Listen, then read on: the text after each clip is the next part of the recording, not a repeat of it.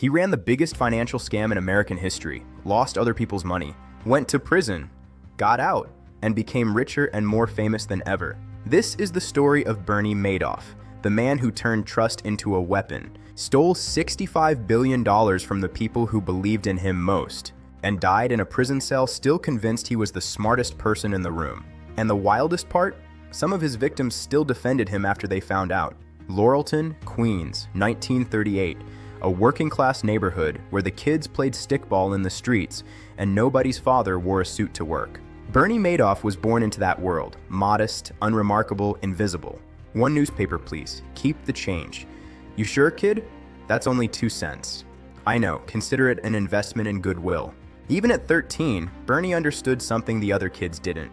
People do business with people they trust. Not with the best product, not with the lowest price, with the person they feel safest giving their money to. He wasn't the loudest kid on the block. He wasn't the best student, but he watched. He listened, and he remembered. By 16, he was a lifeguard at the local beach, a sprinkler installation boy on weekends, and already saving every dollar he made, in a way that struck the adults around him as slightly unusual for a teenager. Not to spend it, to have it. Because Bernie understood early that money was not just money. Money was power, money was respect. Money was the thing that turned invisible people into people who mattered. He was going to matter. 1960, Bernie Madoff was 22 years old with $5,000 saved from his lifeguarding and sprinkler jobs, and an idea that was either brilliant or reckless depending on how it turned out. He started his own investment firm, Bernard L. Madoff Investment Securities. No prestigious address, no inherited clients, no connections to old money. Just a phone, a desk, and an absolute conviction that he could compete with Wall Street's biggest names. If he was just a little bit smarter and a little bit faster, and for a while, the legitimate part, he was. Bernie was an early adopter of computer technology and trading, while the old guard was still writing orders by hand. Bernie was using computers to execute trades faster than anyone else on the market. He helped develop what eventually became NASDAQ, the electronic stock exchange that changed how the world trades securities. By the 1980s, Bernard L. Madoff Investment Securities was one of the most respected trading firms in the country. He served as chairman of NASDAQ.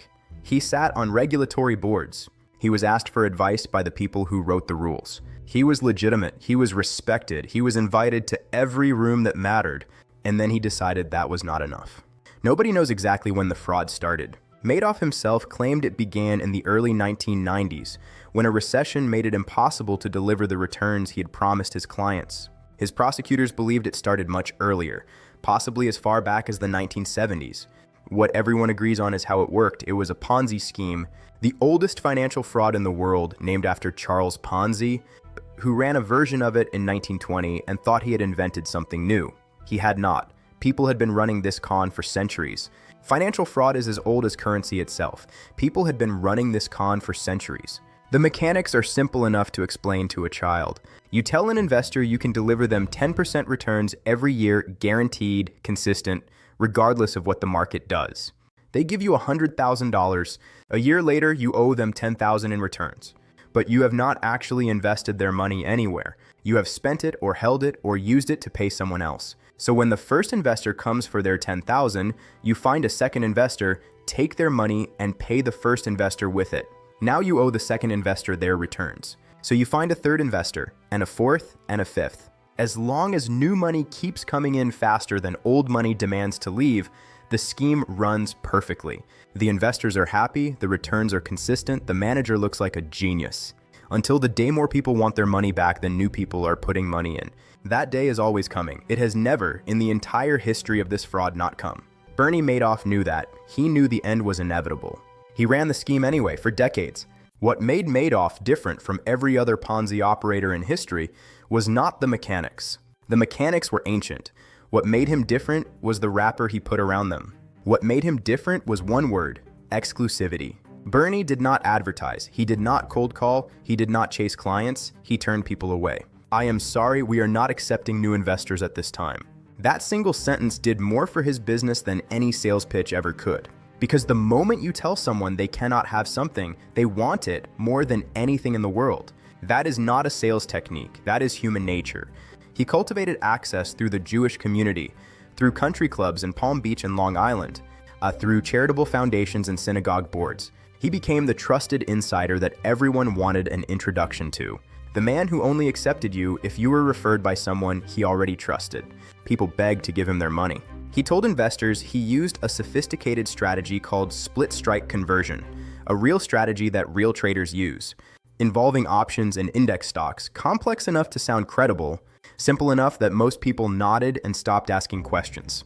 His returns were not spectacular. That was the genius of it. Spectacular returns invite scrutiny. Madoff delivered consistent returns, 10 to 12%, year after year. Market up, market down, it did not matter. The number came back steady as a clock. And consistency, steady, boring, predictable consistency, was the thing that made sophisticated investors more comfortable than any extraordinary return ever could. Because extraordinary makes you wonder, consistent makes you trust. And trust, deep, unquestioning trust, was always the product. By the 1990s, the money flowing into Madoff's fund was not just coming from individuals. It was coming from banks, from hedge funds, from charitable foundations, from universities, from celebrities, politicians, and foreign royalty, wealthy individuals from across the globe, Steven Spielberg's charitable foundation, Nobel laureate Elie Wiesel's life savings, the pension funds of ordinary workers in Europe who had never heard of Bernie Madoff, and had no idea their retirement accounts had been placed in his hands by fund managers chasing his consistent returns. $65 billion, that is the number. The largest financial fraud ever committed by a single individual in the history of the United States. To put that in context, $65 billion is more than the GDP of over 100 countries. It is more than the entire annual budget of many national governments. It is a number so large that when investigators first heard it, they assumed they had made a calculation error. They had not. The calculation was correct. And through all of it, the 17th floor of the Lipstick Building in Midtown Manhattan, where the actual investment operation supposedly ran, was sealed off. Employees from other floors were not allowed up there. Even family members were kept out. That floor was where the fiction lived. Fabricated trade confirmations, invented account statements, a paper trail of transactions that never happened, constructed with enough detail to pass casual inspection and enough opacity to defeat serious scrutiny. For decades it held. This was the Madoff legacy. It almost unraveled much earlier. A financial analyst named Harry Markopolos spent years trying to convince the Securities and Exchange Commission that Madoff's numbers were mathematically impossible. He submitted detailed reports in 2000, in 2001, and 2005. He explained precisely why no legitimate trading strategy could produce the returns Madoff claimed with the consistency he claimed. The SEC did nothing. They stood by while the fraud grew. Not because they investigated and found nothing wrong, because they barely investigated at all. Markopolos later testified before Congress that he was terrified of Madoff, not of being wrong, of being right, and of what Madoff's connections might mean for anyone who pushed too hard. The watchdogs had been turned into pets. The fraud continued for another 8 years after the first serious warning. December 2008, the financial crisis had arrived. Markets were collapsing. Investors everywhere were pulling their money out of everything, trying to survive the crash. Madoff's clients were no different. They needed their money back. $7 billion in redemption requests in a single week. He had $400 million. For nearly 50 years, the day that always comes had been held off. Now it was here, and there was nothing left to hold it with. On December 10, 2008, Bernie Madoff called his sons Mark and Andrew into his apartment and told them everything. Not to protect them, not out of remorse, because he had finally run out of options and needed somewhere for the truth to go. His sons called their lawyer that night. Their lawyer called the FBI. The next morning, federal agents arrived at the apartment. Bernie Madoff did not run, did not deny, did not perform outrage or confusion. He answered their questions with the flat calm of a man who had been waiting for this conversation for a very long time. "It's all one big lie," he said. The damage was unlike anything the American legal system had processed before. Thousands of investors, dozens of countries, foundations that no longer existed, retirement accounts that had quietly become worthless, families who had put everything they had with Bernie, because someone they trusted had told them he was the safest place their money could be. A retired teacher in Florida who lost $400,000 she had spent 40 years saving. A Holocaust survivor charity whose entire endowment was gone. A family in France who had invested 3 generations of inherited wealth. People who had trusted completely, lost completely. And unlike Jordan Belfort's victims, who at least knew they had been dealing with obvious cowboys, loud, aggressive, barely credible, Madoff's victims had given their money to the most credible man in the room, the chairman of NASDAQ, the regulatory board member, the person everyone said was the gold standard. The betrayal was not just financial, it was existential. Some victims took their own lives. In June 2009, Bernie Madoff stood in a Manhattan federal courtroom and pleaded guilty to 11 felony counts. His lawyer asked for 12 years. The judge sentenced him to 150 years. When the sentence was read, there was applause in the courtroom.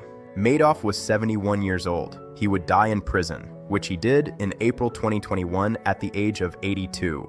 Of kidney disease, still maintained to some journalists that the banks who fed him clients knew or should have known what was happening. To the end, there was always someone else who bore some of the responsibility. Always a context that explained it. Always a reason the full weight of it should not land entirely on him. He was not the wolf who howled about his crimes and turned them into entertainment. He was something quieter and in some ways more frightening. A man who looked exactly like the person you were supposed to trust, who understood that the most effective fraud is the one that never feels like fraud at all. That the most dangerous lie is the one delivered in the most reassuring voice, in the most reassuring setting, by the most reassuring person in the room. Trust, he understood before almost anyone else, was not something you built. It was something you performed, and he performed it for 50 years. The recovery process is still running. Irving Picard, the court-appointed trustee, has spent 15 years clawing back money from banks, feeder funds, and investors who withdrew more than they put in. As of today, over $14 billion has been recovered and distributed to victims. $14 billion out of 65, the rest is gone, spent, hidden, dissolved into the machinery of a fraud so large and so long-running that not even a decade and a half of legal recovery can fully trace where it went. Some of Madoff's victims got most of their money back through the recovery process. Many got a fraction. Some got nothing. There was no movie, no book deal, no speaking tour. Just the long, quiet work of trying to rebuild something from the wreckage of a trust that should never have been broken in the first place. Bernie Madoff did not become famous by being loud. He did not sell the dream on a boiler room floor. He did not throw money across the office or quote himself in Forbes or name his yacht after his wife. He sat quietly in a respectable building on a respectable street and let other people's need to believe do all the work. And that is the lesson that nobody talks about. We are not just vulnerable to the flashy ones, the loud ones, the obvious ones that Hollywood makes movies about. We are most vulnerable to the ones who look exactly like safety. The ones who make you feel, for the first time in a long time, like someone with real access to real power actually wants to help you. That feeling, that is always where the fraud begins. If this changed the way you think about trust and money, subscribe. Every week I break down the stories behind the headlines, the systems behind the scandals, and the patterns that repeat themselves across history. And tell me in the comments, did you know about Madoff before this video? And do you think the system has actually changed? I want to know. I will see you in the next one.